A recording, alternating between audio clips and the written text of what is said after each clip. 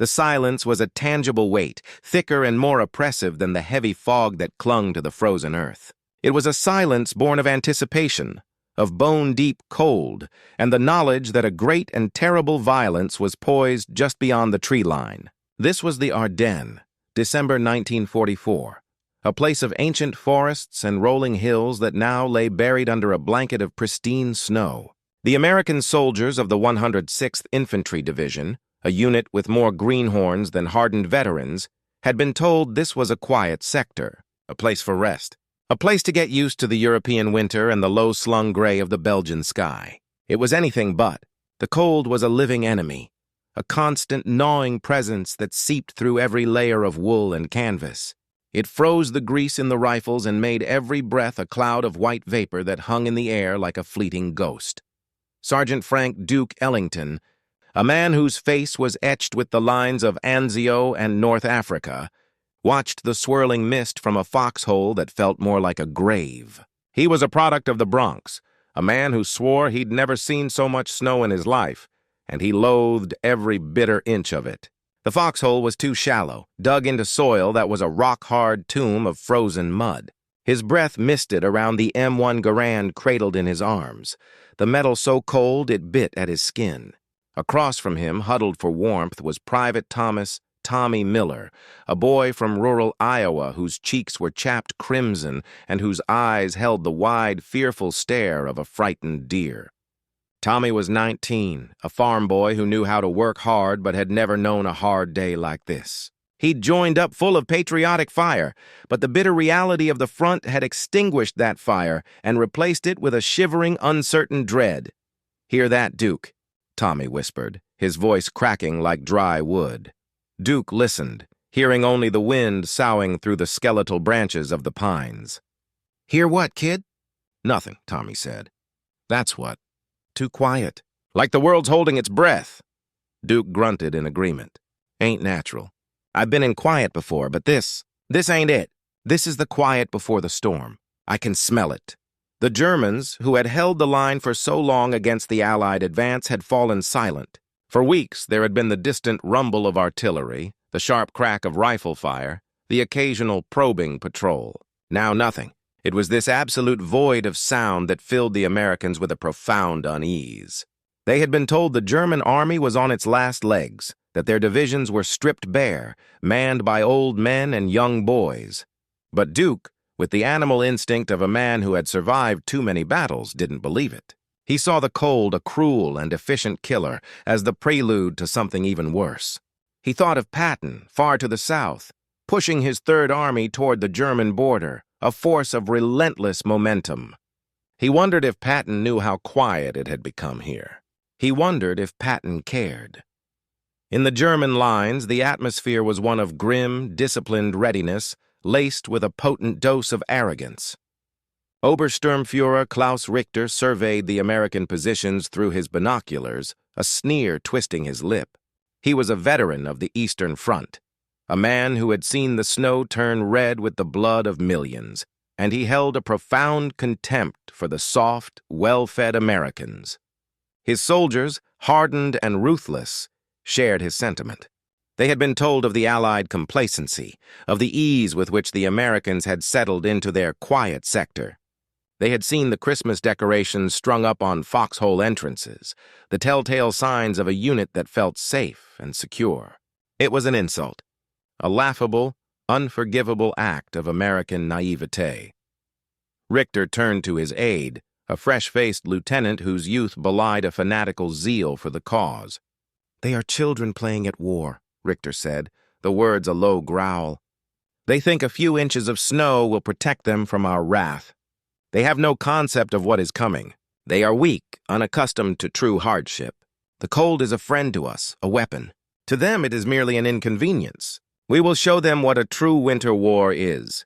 He gestured to the vast, silent force assembled behind the lines, the long, dark shapes of panzer divisions, the hulking shadows of self-propelled guns, the grim, gray faces of infantrymen whose sole purpose was to annihilate the enemy. The Ardennes was a trap, a massive feint designed to pierce the American lines, split the Allied forces, and drive to the vital port of Antwerp. It was a gamble, a last desperate throw of the dice, but for the German High Command, it was a gamble they were convinced would succeed. They had intelligence reports detailing the weakness of the American lines, the lack of fortifications, the inexperience of the defending division. They believed the element of surprise was their most powerful weapon, and they believed the Americans were too comfortable, too complacent to counter it. Back in his frozen foxhole, Duke shivered, but not just from the cold. A sudden, sharp sound, like a tree branch snapping under an impossible weight, echoed from the forest. It was followed by another, and then a faint metallic groan. Tommy's eyes were wide with terror. What was that? Duke didn't answer. He was listening to the earth itself. He felt a low, vibrating hum beneath his boots. A sound that grew steadily louder, a primal rumble that spoke of an unimaginable weight and power. It wasn't the sound of an engine or a tank, but the sound of an entire army awakening from a deep slumber. "Get your head down, kid," Duke said, his voice a low, raspy command. "It's starting." The low hum became a thunderous roar. The silence, so long and oppressive, shattered into a million fragments. From the heart of the forest, the German army emerged, a seemingly endless wave of steel and fire. The flash of a gun barrel ripped a hole in the fog, a blinding, white-hot line of light that signaled the end of the world as they knew it. The Americans had been told this was a quiet sector. The Germans had told them nothing. They were about to learn. The world erupted. The tranquil, snow-covered landscape of the Ardennes became a canvas of fire, smoke, and screaming steel. The German assault, launched with a ferocity and scale the Americans had been told was impossible, slammed into the thinly held lines. It was not a battle. It was a deluge. The panzer divisions, moving with a cold, mechanical precision, speared through the American front, their massive guns spitting fire. The air filled with the screech of shells, the deep guttural roar of tank engines, and the panicked, terrified shouts of soldiers caught in a storm of utter chaos.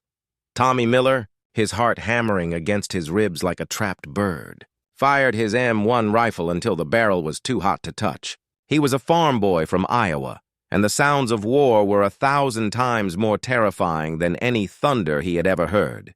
The world had gone from silent to screaming in a single terrifying instant. All around him, men were falling, their bodies stark against the white snow. The enemy wasn't some distant, abstract force. It was a dark, faceless horde of men in gray-green uniforms, their faces grim and determined as they advanced through the mist. The Germans were a tidal wave, and the American lines, so scattered and unprepared, were just sandcastles in its path. Duke Ellington fought with the grim, weary efficiency of a man who had seen this show before. He barked orders, his voice raw, his body moving on instinct. He knew this wasn't a fight they could win. This was a retreat, a desperate, scrambling fight for survival. His unit, a company of fresh-faced privates and a handful of hardened veterans, was being overrun. The Germans had used the fog as a cloak, a perfect screen for their massive offensive. They were not just mocking the American complacency, they were exploiting it with ruthless cunning. The radio reports crackled with impossible news, entire divisions shattered, flanks collapsing, the front line dissolving into a sea of isolated, desperate pockets of resistance. "We have to fall back," Duke yelled over the roar of a nearby explosion. "We can't hold this." They broke from their foxholes, scrambling through the snow. The Germans seemed to appear from everywhere at once, their machine guns chattering with deadly purpose. A young private, his eyes wide with a look of pure, uncomprehending terror, was cut down just a few feet from Duke, his body jerking with the impact of the bullets before he fell, a splash of red against the white ground. The Germans seemed to know every trail, every weakness. They were like hunters in their own forest, and the Americans were the unsuspecting prey. One of the German soldiers, a tall, imposing man with an iron cross pinned to his chest, laughed as he watched the Americans flee. "Look at them run! They have no stomach for this!" he shouted to a comrade, his voice a cruel, mocking bellow that carried over the gunfire. "They thought we were beaten. They thought it would be a pleasant Christmas in the Ardennes. That arrogant laughter, the sound of utter dismissive contempt, was the most painful thing Duke had ever heard. It wasn't just a taunt. It was a profound personal insult to the courage of every American soldier who was fighting and dying in that frozen hellscape. The Germans had come not just to conquer, but to humiliate. They had the element of surprise, the power of their armored columns, and the unshakable belief that they were the superior fighting force. Tommy fell, his ankle twisted in a hidden root. He cried out, a small, pathetic sound in the symphony of destruction. Duke didn't hesitate. He grabbed the boy, hauling him to his feet. "Run, you idiot! Don't you dare stop! Don't you give him the satisfaction!" They stumbled back through the forest, the sounds of battle a relentless hammer blow against their eardrums. The German advance was a torrent, a river of steel and infantry that bypassed the pockets of American resistance, leaving them isolated and surrounded. This was the true horror of the Ardennes offensive. Not a single climactic battle, but 100 small, desperate fights, 1,000 isolated tragedies. The German objective was not just to defeat. It was to sever and strangle. The Americans had been divided, their supply lines cut, their commands fragmented. The radios crackled with pleas for help that went unanswered. The mocking laughter of the German soldier echoed in Duke's ears, a hot, angry ember in the freezing cold. He saw the German strategy not just on a map, but in the terrified eyes of the boys he was trying to save, in the sight of their fallen comrades, in the deep, cold ache in his own gut.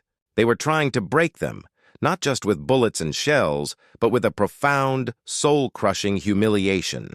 They believed the Americans lacked the discipline, the will, the brutal toughness to withstand such a storm. But as they ran, Duke saw something else. In the faces of the soldiers who continued to fight, who held their ground in small, defiant stands, he saw not just fear, but a flicker of a different kind of fire. It was the fire of anger, the fire of men who refused to be broken. They were a shattered line, a desperate, disorganized force, but they were not yet a defeated one. The Germans had mocked them, underestimated them, but they had also ignited something deep within them, a simmering, righteous rage that was far more powerful than any weapon they possessed. Word of the German offensive, the sheer audacity and scale of it, reached the headquarters of General George S. Patton, Jr. like a jarring thunderclap. His Third Army was deeply engaged, pushing hard against the enemy along the German-French border, miles to the south. Patton, a man of ruthless ambition and unyielding momentum, was a general who lived for the offensive. He disdained the notion of retreat, of defense. When his chief of staff laid out the disaster unfolding in the Ardennes, the crumbling lines, the shattered divisions, the desperate need for a relief force, the air in the headquarters crackled with a palpable tension. "The Germans have bitten off more than they can chew," Patton declared, his voice a low, gravelly rasp. "They think they can play a game of maneuver in our backyard? We'll show them what a real war looks like." He was a man of action, a man of profound and unshakable will. While the Allied High Command debated strategy, Patton had already set his mind. The American forces were isolated, surrounded, and bleeding. The most critical point was the town of Bastogne, a vital crossroads that had been encircled by the German armored spearhead. If Bastogne fell, the German advance would gain unstoppable momentum. Patton knew, with the clarity of a born strategist, that the relief of Bastogne was not just a mission, it was the entire war. The fate of the Ardennes, and perhaps the whole Western Front, hung in the balance. The logistical nightmare was staggering. To turn an entire army on a dime, to disengage from one front and race to another, was an almost impossible feat. It was a race against the calendar, against the unforgiving cold, and against the relentless German advance. Patton's order was simple, brutal, and to the point. The Third Army would move north, immediately, and with a speed that would defy all military logic. The soldiers of the Third Army, accustomed to Patton's relentless drive, were nevertheless stunned by the pace of the order. They were men who had been fighting for months, exhausted and battle-worn, but Patton's will was a force of nature. He addressed them with the fierce, profane energy that was his hallmark, painting a vivid picture of their stranded comrades. "Those sons of bitches are holding out for us," he roared. They're cold, they're hungry, and they're waiting for the cavalry. We are the cavalry, goddammit! We're going to get there, and we're going to smash every Kraut bastard that gets in our way. The men, who had been skeptical, felt the fire of his words. They didn't love him for his speeches, they loved him because he was a winner, and they believed in his ability to get them through this mess. They turned their tanks, their trucks, their jeeps, and their bodies north. Back in the frozen hell of the Ardennes, Duke and Tommy, now part of a shattered remnant of their company, huddled in a small ice-caked ditch. They had been fighting and running for days, their food gone, their hope dwindling to a thin, flickering ember. The Germans had surrounded them, their mocking laughter replaced with the casual, brutal efficiency of a mopping-up operation. Duke watched German half-tracks patrol the area, the soldiers on board looking for stragglers to capture or kill. The snow, which had once been pristine white, was now stained with blood and marked by the churn of tank tracks. Tommy's face was pale, his lips blue. "We're done for, Duke," he whispered, his voice a brittle thread. "There's no one coming. We're all alone out here." Duke looked at the boy, and for the first time he didn't have an answer. He was a veteran, but he was just a man, and the weight of their impossible situation was crushing. He thought of Patton, a name that felt like a legend, a distant, unreachable hero. He knew the Third Army was a long way off, too long. Just as the last dregs of their hope began to drain away, a new sound cut through the forest. It was a faint, high-pitched whine, a noise that grew steadily louder, distinct from the deep growl of the German tanks. It was the sound of an American engine, the unmistakable thrum of a jeep. It was followed by another, and then another.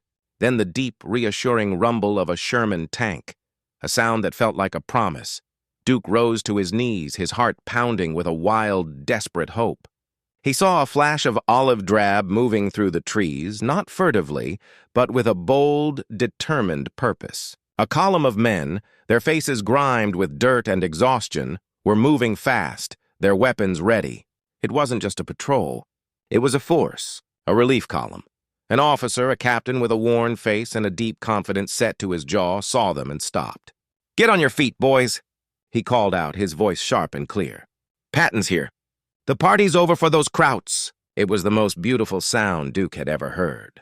The name Patton was a thunderclap of defiance. It was a major turning point, a shocking event in the midst of utter despair. The Germans, so confident in their victory, had never in their wildest imaginings accounted for the impossible. They had mocked the Americans, laughed at their complacency, but they had forgotten one crucial detail. An American army, under the command of an American general, could move with a speed and ferocity that no one had thought possible. The tide of the battle, so utterly in their favor, was about to turn. The snow was about to be painted red, not just with American blood, but with the blood of a German army that had just made its first and last mistake. The roar of Patton's advancing army was a symphony of vengeance.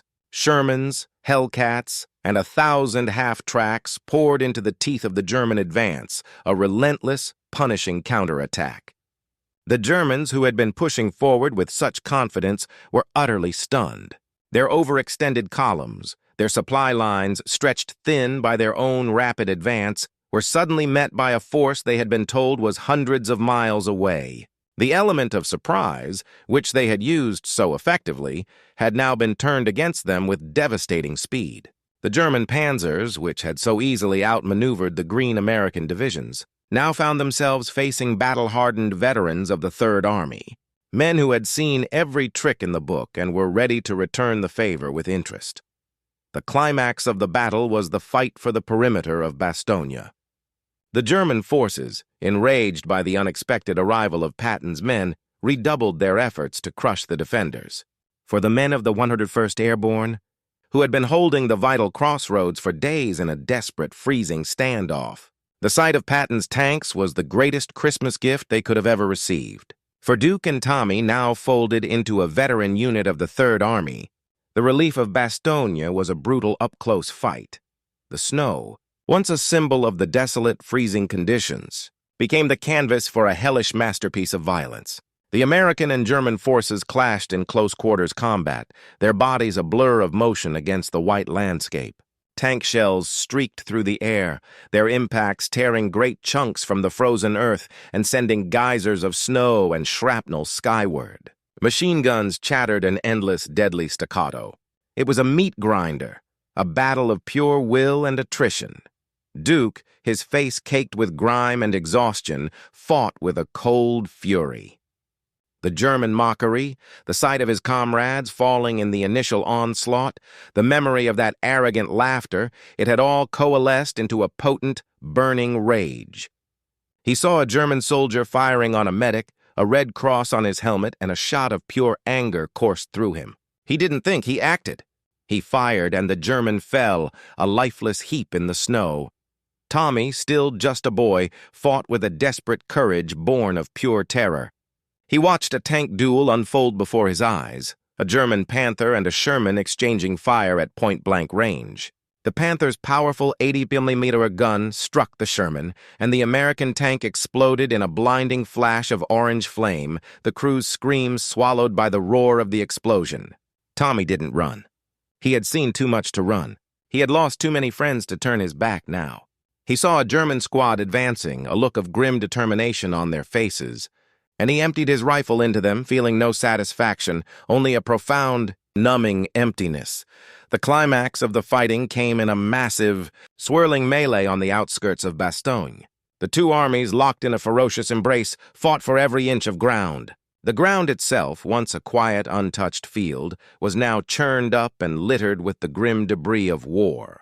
Bodies, both American and German, lay in tangled, broken heaps. The snow, once a stark, clean white, was now streaked and splotched with the dark red of blood. It looked as if a terrible artist had taken a brush and painted the landscape in the shades of life and death. The German panzers, which had been so feared, were being picked off by American tank destroyers and infantry with bazookas. The German soldiers, who had been so sure of victory, now fought with a desperate, frantic energy, their arrogance replaced with a dawning terror. They had pushed too far, gambled too much, and now they were paying the price. Duke saw a German officer, the same man who had laughed at his retreating unit, trying to rally his men. He looked different now. The mocking sneer was gone, replaced by a look of wild-eyed disbelief and dawning despair. He was losing. He was losing everything. The Third Army was a tidal wave, and this time the Germans were the sandcastles. The officer was giving orders, but his voice was a panicked squeal, lost in the overwhelming roar of the battle. The battle raged for hours, a brutal, relentless contest of wills. But in the end, it was Patton's army that prevailed. The German lines broke, not in a desperate retreat, but in a sudden, catastrophic collapse. They had thrown everything they had at Bastogne, and they had failed. They had met an impossible challenge and lost. The snow, in the end, was painted red, just as Patton's will had intended. But it was not just with the blood of the Germans. It was with the blood of Americans, too. The cost of their victory was measured not just in territory gained, but in the lives of the men who had fought and died in that terrible, climactic battle. The battle was over, but the silence that followed was not the same as the one before. This was a deep, haunted quiet, a hush that was filled with the ghosts of the fallen. The guns had fallen silent, the tanks had stopped their growling, and the only sound was the low moan of the wounded and the distant cry of a lone bird. The snow, no longer pristine, was a grim tapestry of red, black, and white. It was a brutal testament to the cost of victory. Duke Ellington, his body aching with a profound, bone-deep exhaustion, sat on a rock and watched the medics work. He had made it through. Tommy Miller had made it through. The boy, now a man, sat beside him, his face a grim, hollow mask. They had seen too much. They had endured the initial German mockery, the humiliating retreat, and the bloody, punishing counterattack. They had seen the snow turn red. They had survived. But what did it mean? They were so sure of themselves, Tommy said, his voice a flat, emotionless drone. They thought we were soft. They thought we would break. They thought wrong, Duke said, but the words tasted like ash. They had won, but the cost was etched on the face of every man who had fought. The victory was a grim, solemn thing, not a cause for celebration. It was a victory bought with the lives of their friends. with the loss of their innocence and with the brutal, unforgettable images of the fighting. A medic, his face pale and drawn, passed them, his boots crunching on the frozen, blood-stained snow. He nodded at them, a silent acknowledgement of their shared experience. "You boys did good," he said, his voice quiet. "You held the line. You broke 'em." Duke looked at the field before them, a graveyard of broken metal and twisted bodies. The German arrogance, the overconfidence that had fueled their entire offensive, was now just another casualty of the war. They had planned a swift, brutal attack. They had planned to humiliate the Americans. But they had failed to account for a force far more powerful than any tank or artillery shell, the force of a desperate, defiant army, rallied by a fierce, determined commander. Patton's army had not only relieved Bastogne, they had broken the back of the German offensive in the west. It was a turning point, a final crushing blow to Hitler's last great gamble. The Germans, who had so gleefully mocked the Americans, now knew the true depth of their resolve. They had seen what a determined American soldier was capable of, and the cost they were willing to pay. The snow, which had been so beautiful and untouched, was now a symbol of that terrible final lesson. It had been a long, hard fight, a fight that no one had believed they could win. But they had.